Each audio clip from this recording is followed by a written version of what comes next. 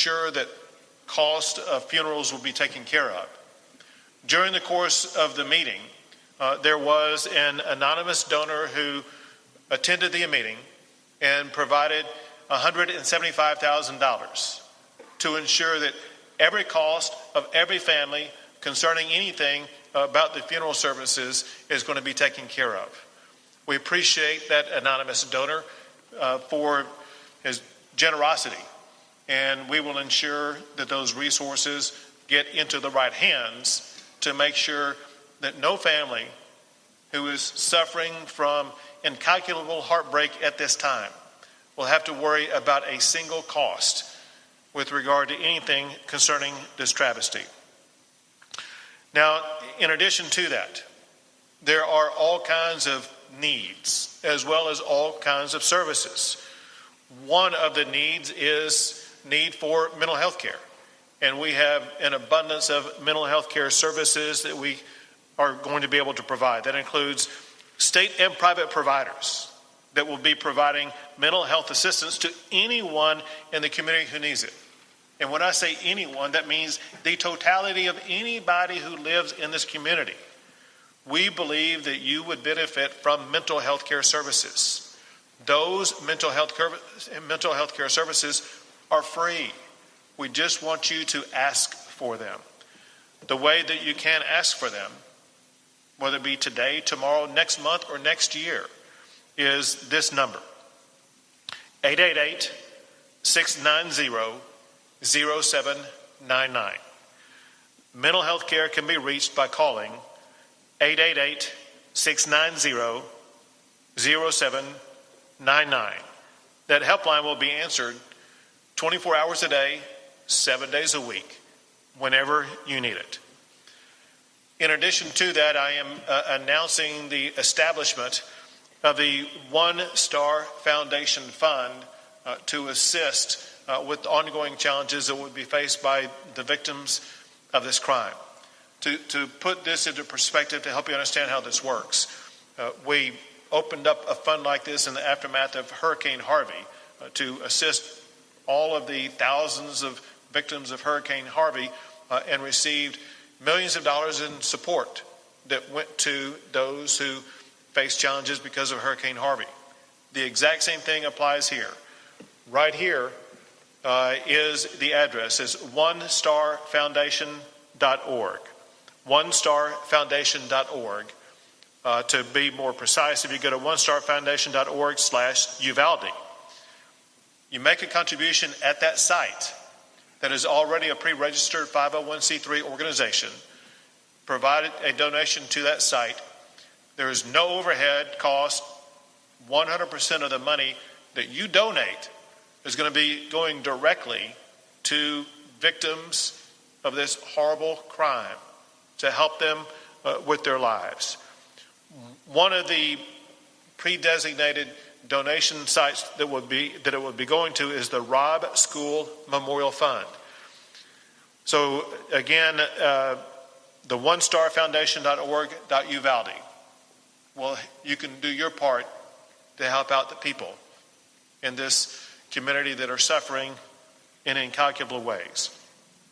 In addition to that, we have set up a central headquarters for victim assistance services at the Family Assistance Center located at the Uvalde County Fairplex. As we'll discuss probably here momentarily, there may be a relocation of that site, and we will keep everybody fully informed about where the relocation site will be. Every family impacted by the shooting has been assigned an advocate to help them with their needs. Among other things, there will be airfare, for example, whether it be through American Airlines, United Airlines, or JetBlue Airlines, that will provide victims' families with flights free of charge so that they can get here and be with their family members. The Family Assistance Center will cover the travel and lodging costs of families who have lost loved ones. Healthcare costs of families impacted by this tragedy will also be covered by Texas insurance companies and donations from private citizens. The Texas Housing and Community Affairs, for example, they have a fund to pay for needed supplies right now, whether it be food or gas or other essential needs. and that money is available right now as we speak. Also, at the Family Assistance Center, the Health and Human Services Commission, who you'll be hearing from more here in a second, they will assist families in finding health and human benefit programs. Staff from the Texas Department of Insurance, the Teachers Retirement System, the Employees Retirement System will provide access to benefits, including workers' compensation. Staff from the Texas Workforce Commission are available to get families child care and unemployment benefits. And state staff are available to provide assistance to business owners impacted by this tragedy. Healing the broken hearts, it's going to take a long time. But through the generosity of our fellow Texans and the good works of neighbors helping neighbors, we can begin to stitch back together the fabric of Uvalde. Helping us to do that is the leader of Uvalde himself, and that is the mayor of Uvalde, who I would like to ask to speak at this time. Governor, I'd like to thank you for bringing all these state agencies here and the services you've offered our community, our citizens, because these families are going to need this help, not just today, but in the long term, as you mentioned. So for that, Governor, I appreciate, and all I can say is I've seen you these last 2 days, and the compassion and along with these families and that, I really admire it. I thank you, and like I said, and we appreciate everybody from all over the world and the country that has sent messages of encouragement and so forth. I mean, our hearts are broken here in Uvalde. It's nobody ever wants to have to go through this, especially as a mayor. I never thought this was something I would have to go through. My heart's broken for these families. But the one good thing about our community is Uvalde is a strong community. I think if some of you reporters have been here a while enough, you'll see that there's a lot of unity in our community. And it will take some time, but we will get over this, and Uvalde will come back stronger and better than ever. So God bless you, and thank you. Thank you very much. And someone who has been actively engaged in helping the victims of crime already and will remain engaged all the way through is the District Attorney, Christina Mitchell. Thank you, Governor, for being here. And we want to thank everybody that's reached out to us in Uvalde from across the state, from across the country, and across the world. We greatly appreciate all the support and kind words and prayers and assistance that has been sent to us. And like the mayor said, here in Uvalde County, we are down-to-earth people, we are salt of the earth people, and we are a family. And like a family, we're going to get through this together with each other and for each other, and we're asking everybody across the world to continue to support us. So I, the district attorney, along with the FBI victims assistance people, the DPS victim assistance people, the attorney general's office, we have set up a family assistance center at the Uvalde County Fairplex here in Uvalde. And at that center, it's a one-stop shop for all the victims. And we say victims, we mean everybody that was associated with Robb Elementary School. And when you come there, you're going to meet with a counselor, you're going to meet with all the services that the state has to offer, funeral services, Blue Cross Blue Shield, the Mexican consulate is there, the Red Cross is there, and we're there to provide all the services any family may need. And if you need something that's not there, then let me know and we will find it for you. And that's going to be open and continue until June the 1st. We are open from 9 a.m. until 5 p.m. There's also food there and a play center for children. And please come and see us. Any victims, anybody that needs help, please come there. It's a resource for everybody. There's also a victim services center at the Civic Center that's run by the school district, and that's for anybody affected in the school district. And they have that services there. So we thank everybody. We appreciate your support. And please keep our victims in your prayers, these families of the deceased children and school teachers, and keep us strong. Thank you. Thank you. And now I'm going to call up 7 leaders of seven different state agencies to give you a very brief explanation of what their particular agency does. There are more than 7 that are involved in this process, but we're calling up these 7. First is the Health and Human Services Commissioner, Cecily Young. Good afternoon. I'm Cecily Young, and I'm the Executive Commissioner at the Health and Human Services Commission. We do Medicaid CHIP and SNAP, and we have eligibility assistance available at the Family Assistance Center, and we'll continue to have eligibility assistance available on an ongoing basis once we move into the next phase of this. Additionally, as the governor mentioned, we have an 888 number. It's for mental health services. It's 888-690-0799. This is run by Hill Country Local Mental Health Authority. So it is local. It is a 24-hour, 7 days a week call center that is able to connect people with services, with counseling, medication, counseling services, and telepsychiatry services. And they will be able to ensure that anyone in the community that calls in will be connected to other available mental health services. So it is a way to triage, again, to try to make it as easy as possible for the members of the community. Thank you. Next is the Texas Department of Insurance Commissioner, Cassie Brown. Good afternoon. I'm Cassie Brown. I serve as the Commissioner of Insurance for the Texas Department of Insurance. TDI is here to ensure that insurance companies are appropriately and quickly handling claims. What our department does is oversee the health insurance as well as the workers' compensation insurance claims. So if you are going to, if you're a private sector employee, if you're a public sector employee, those employed by the school district or those first responders, they're going to have workers' compensation coverage. Private sector employees should check with their employer to see if they carry workers' comp. Workers' comp covers mental illness and PTSD, so please make sure that you are taking advantage of that benefit for you. We have staff available at the Fairplex Center to help you start the process for processing your workers' compensation claims and to explain all the benefits that are available to you under the system. Thank you. Thank you. And now from the Teachers Retirement System, Brian Guthrie.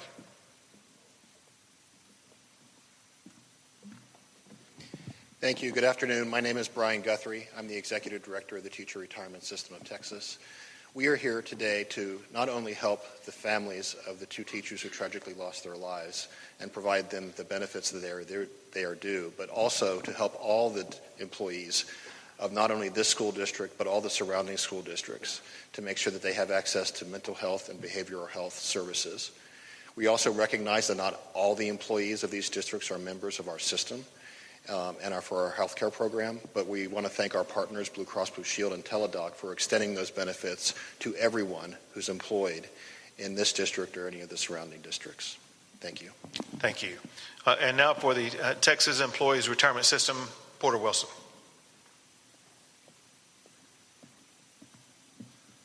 I'm Porter Wilson, the Executive Director of the Employees Retirement System of Texas. We provide retirement benefits, but more importantly here, health insurance benefits to state employees, but also to employees of higher education in the community.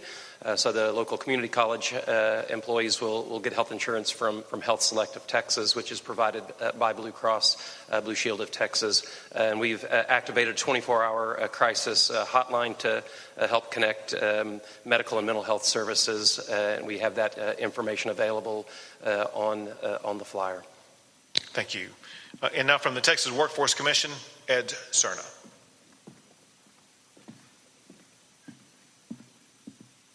My name is Ed Cerna. I'm the Executive Director of the Texas Workforce Commission. The Workforce Commission has a local presence on Main Street in our local Workforce Development Office, and through that office we'll provide child care services for not only the families of the victims, but also anyone who is associated in the school or first responders.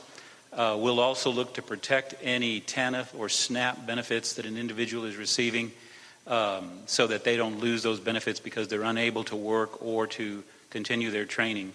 We'll also assist with anyone needing priority concerning unemployment insurance or businesses that need assistance during this time. We're available locally, so please, and we're also out at the Assistance Center as well. Thank you, Governor. Thank you. And now the head of the TDHCA.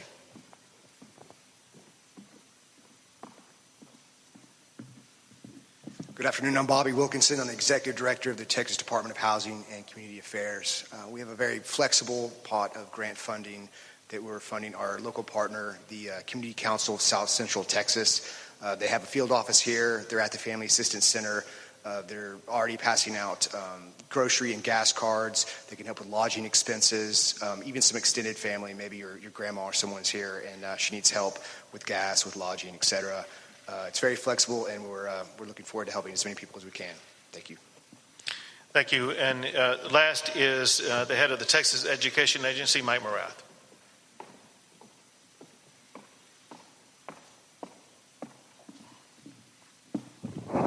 Thank you. TEA has been working in close coordination with the school system. I want to say thank you publicly to Hal Harrell for your leadership and for the work that all of our educators have done.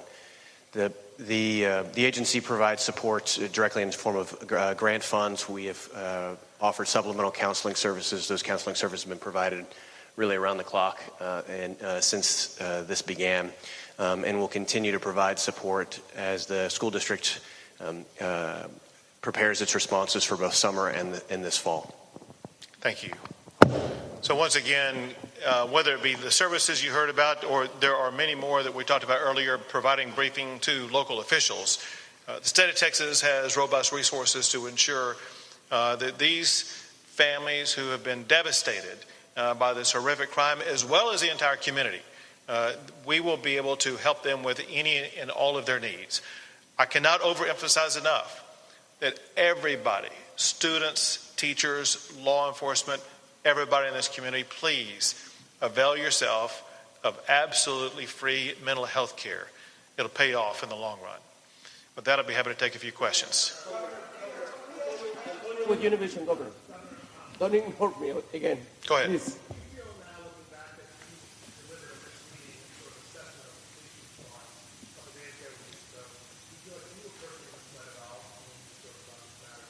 Sure. So,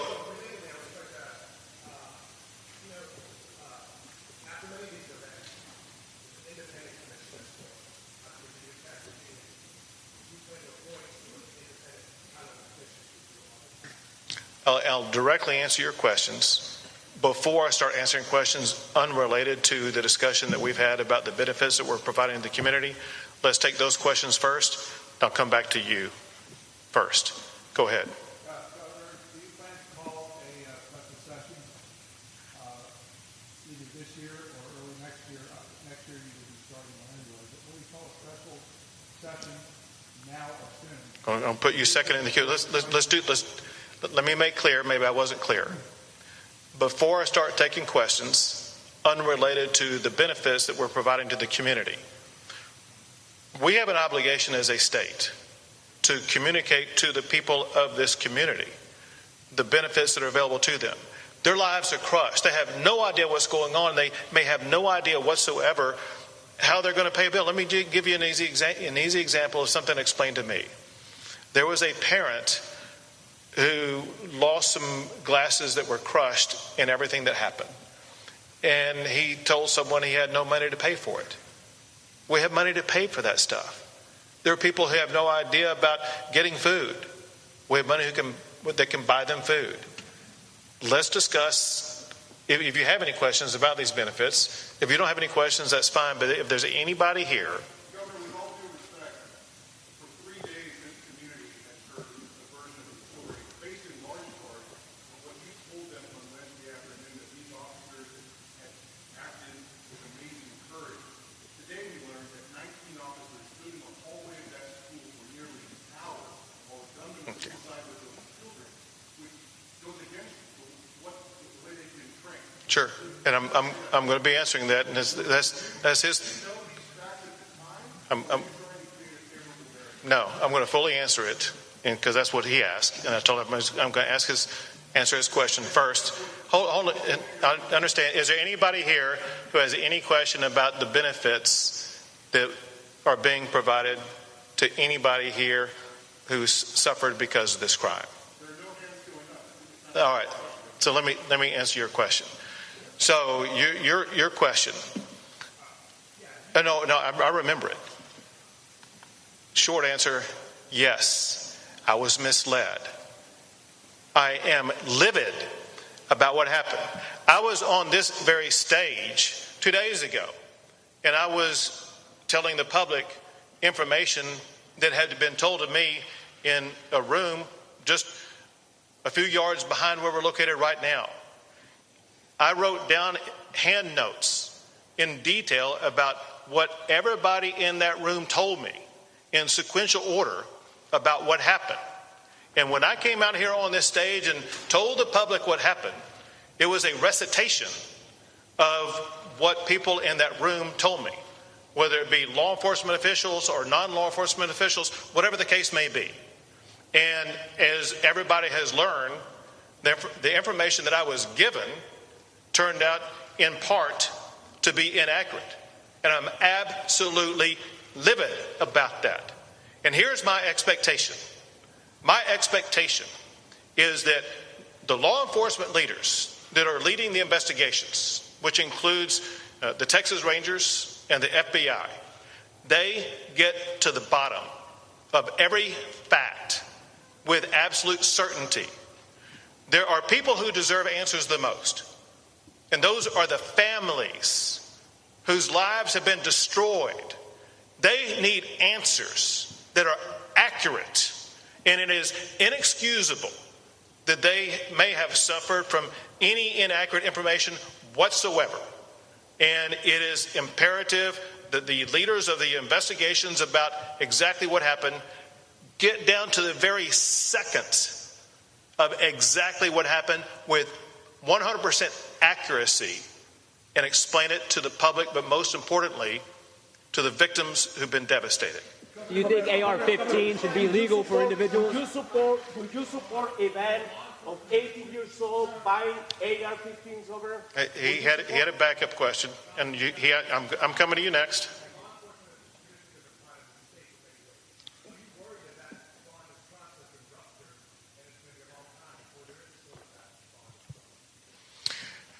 My expectation is that as we speak and every minute going forward, law enforcement is going to earn the trust of the public by doing exactly what they're supposed to do from this point on. And that is making sure that they thoroughly, exhaustively investigate exactly what happened and explain to you and the public and the victims of the crime exactly what happened. Do you think AR-15 should be legal? I told this guy's coming to him next.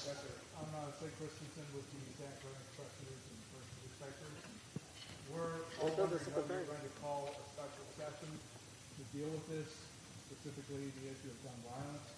Until Republicans are joining Democrats and asking for one. And is there going to be any specific legislation to come out of that? For example, will you roll back some of the liberalizations that you made in gun ownership and gun usage, such as the so-called constitutional carry? That's a big issue for a lot of people. Sure. People like that man should never have had a gun to start with. Well, let me answer your second question first, and then I'll answer your first question. So in your second question, you talked about the rollback of any of the legislation that I signed this past session. Let's be clear about one thing.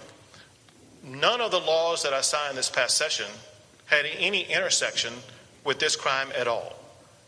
No law that I signed allowed him to get a gun, the gun that he did get. And so, again, there was nothing about the laws from this past session that has any relevancy to the crime that occurred here. With regard to special session, let me just say this, and that is, first of all options are on the table. Second, most importantly, to your point, do we expect laws to come out of this devastating crime? The answer is absolutely yes.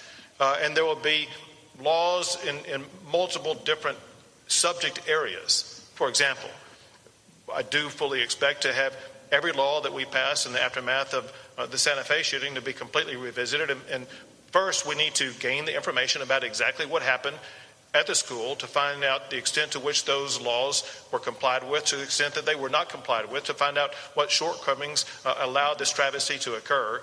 Then second, we need to have a discussion and pass laws to make sure that our schools are safer. And the people of Uvalde, but the people of Texas deserve that.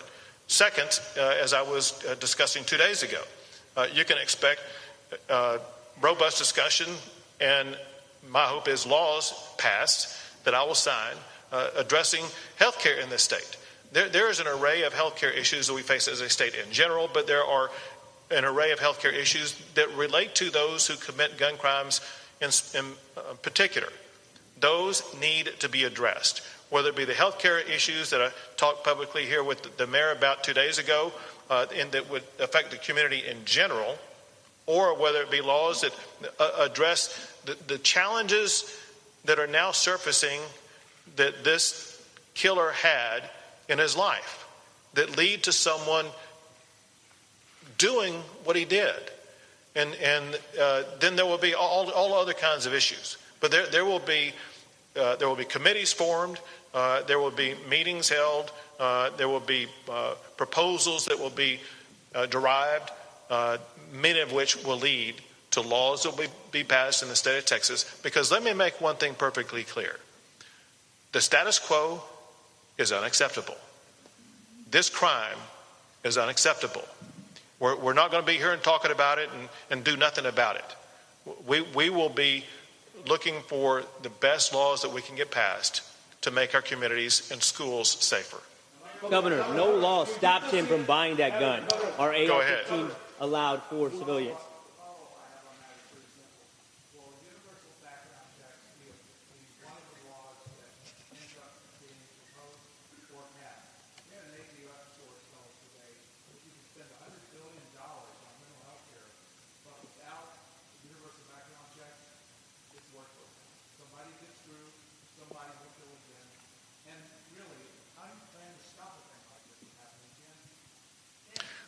Let's be clear about a couple of things that show that these background checks, if everyone wants to seize upon a particular strategy and just assume, well, that's the golden strategy right there.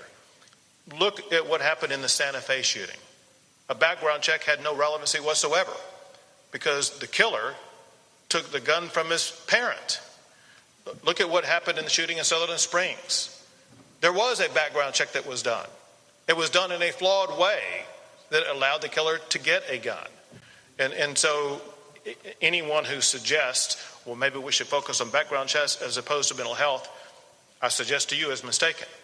If there's anybody here who thinks we have perfect health care in this country, in this world, they're wrong. If there's anybody who thinks that we can't do more to address mental health care, they're wrong. They can. We can. And we're going to. Go ahead. Go ahead. Yes.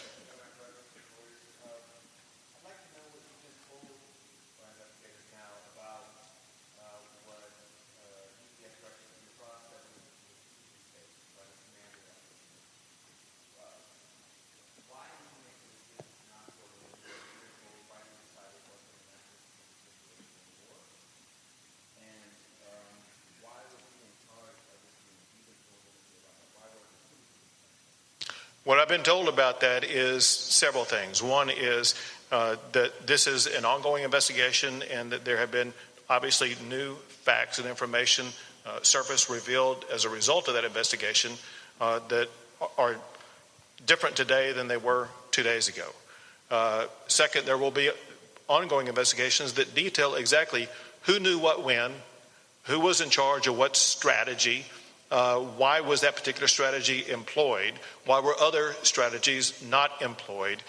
Bottom line would be, why did they not choose the strategy that would have been best to get in there and to eliminate the killer and to rescue the children? I can't hear you. I can't hear you. Would you consider a banning of 18 years old buying AR-15? Governor, please. Would you consider? Yes, this is me, Antonio, Univision. Thank you. Antonio, how you doing, man? I'm doing great. Good. Just in a very respectful way, Governor. Would you consider, this is a kid, 18 years old, would you consider at least a ban on 18 years old being able to buy an AR-15? That's all I'm asking. So, it's my understanding that ever since Texas has been a state, an 18-year-old has had the ability to buy a long gun, a rifle. Right. And since that time, it seems like it's only been in the past decade or two that we've had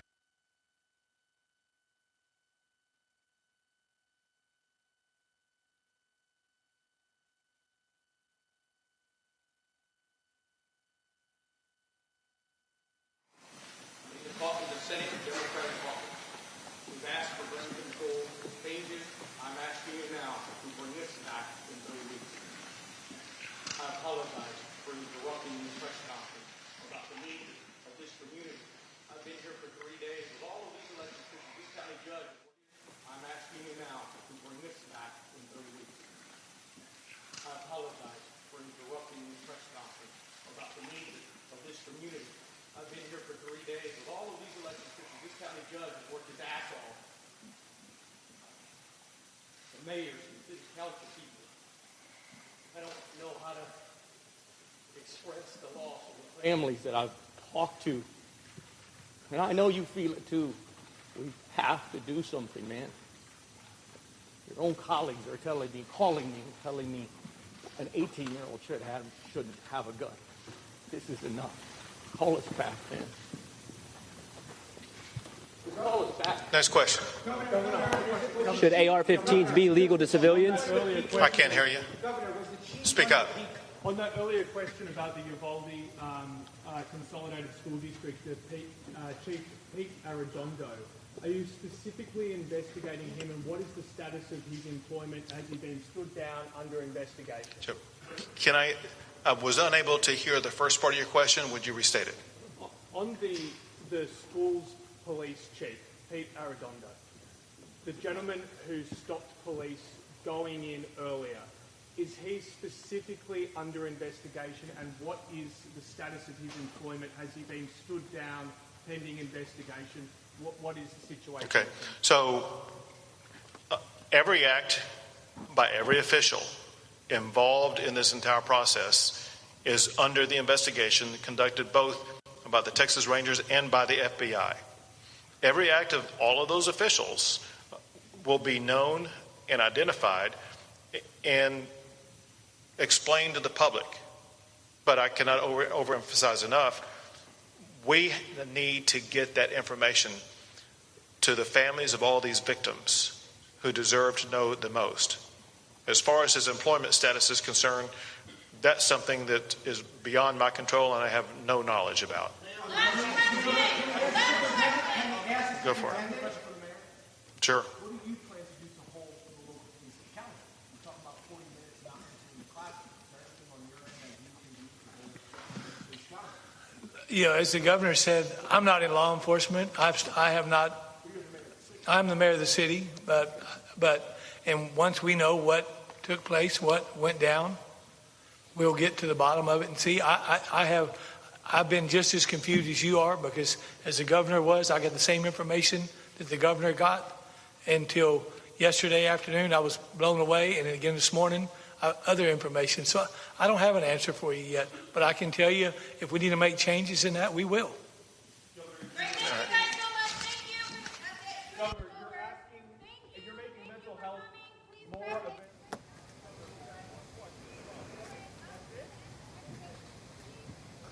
Hi, everyone. I'm Catherine Herridge reporting from Washington. You've been listening to Governor Greg Abbott address the mass school shooting in Texas earlier this week.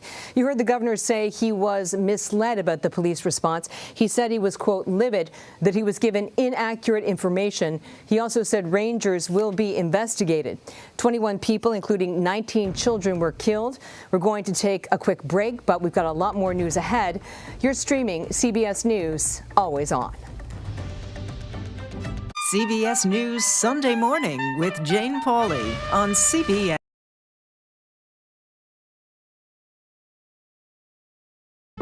An original documentary from CBS reports. It's gonna be big! The metaverse, the virtual world that's become a cryptocurrency casino. It's like buying property on Mars. Do they get an actual picture of this?